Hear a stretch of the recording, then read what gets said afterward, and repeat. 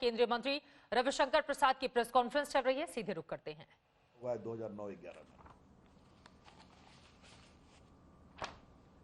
क्या ये सब एक सोची समझी रणनीति के तहत हुआ कि भारत और चीन के बीच का ट्रेड इंबैलेंस 33 टाइम बढ़ गया इनकी सरकार में।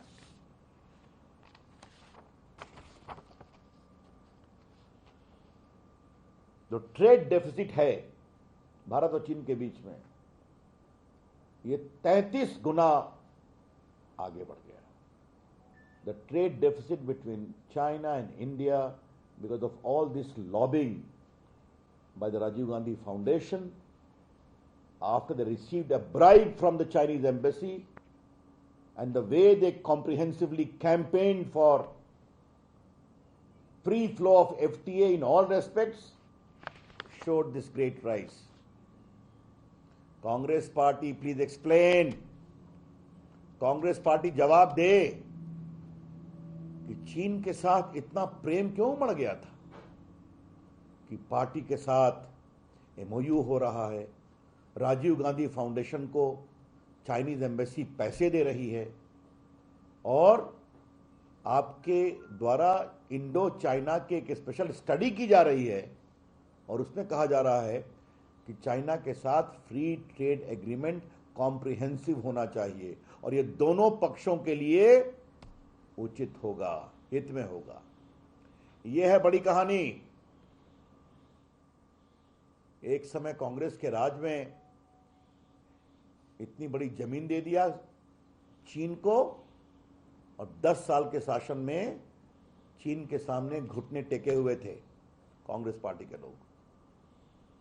इसीलिए जब भी चीन की सरहद को लेकर सवाल उठते थे तो उनके रक्षा मंत्री कभी प्रभावी जवाब नहीं देते थे। अब एक और बड़ा सवाल उठता है, मैं चाहूंगा कि कांग्रेस पार्टी इसका ठीक से जवाब दे। एक कानून है फॉरेन कंट्रीब्यूशन रेगुलेशन एक्ट 1976। तो 76 का कानून है तो उन्हीं की सरकार थी उस समय। फॉरेन कंट्रीब्यूशन रेगुलेशन एक्ट, इसमें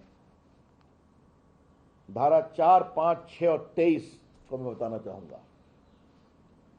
कोई भी कैंडिडेट फॉरेन से पैसा नहीं ले सकता, कोई भी पॉलिटिकल पार्टी फॉरेन से पैसा नहीं ले सकती और कोई भी पॉलिटिकल टाइप का संगठन बिना सरकार की अनुमति से फॉरेन फंड नहीं ले सकती।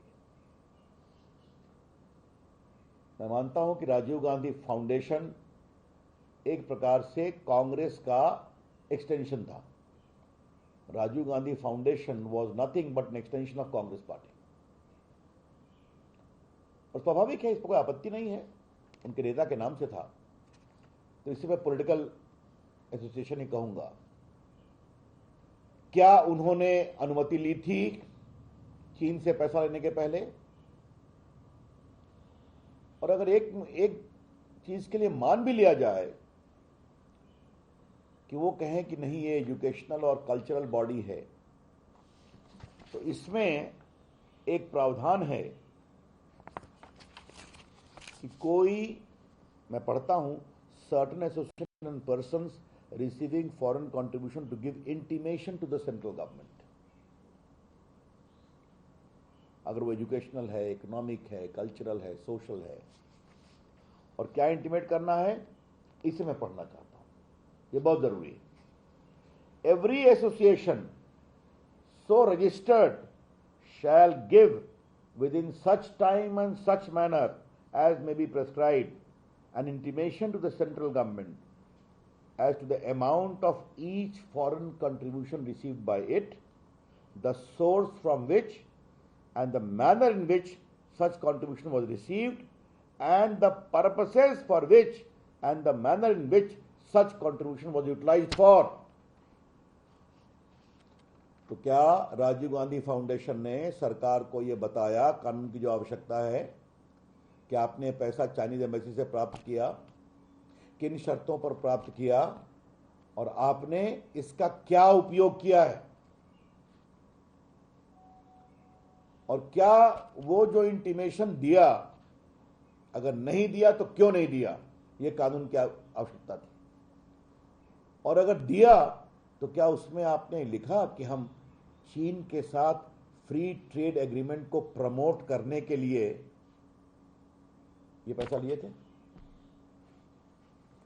और अगर नहीं बताया तो क्यों नहीं बताया? Let me repeat, it is a very very sensitive issue.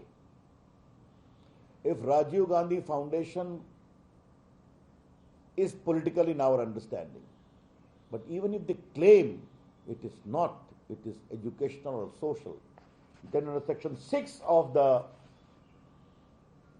Foreign Contribution Regulation Act 1976, they are supposed to intimate the government as to the manner in which, the purposes for which they have received this amount, from what source, and most important, the manner in which they have utilized the amount.